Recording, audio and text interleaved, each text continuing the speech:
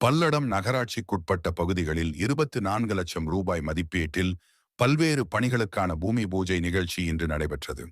திருப்பூர் மாவட்டம் பல்லடம் நகராட்சியின் பொது நிதியின் கீழ் 11ஆம் வீதி, திருவள்ளுவர் வீதி, சங்கர நாராயணன ராவ் வீதிகளில் 11ஆம் ரூபாய் மதிப்பீட்டில் மழைநீர் வடிகால் பராமரிப்பு பணி மேற்கொள்ளும் பணிக்காகவும், பெரியார் நகர் பகுதியில் சுமார் 13 லட்சம் ரூபாய் மதிப்பீட்டில் மழைநீர் வடிகால் பராமரித்தல் மற்றும் கழிவுநீர் தொட்டி கட்டும் பணிக்காக பூமி பூஜை நிகழ்ச்சி இன்று நடைபெற்றது.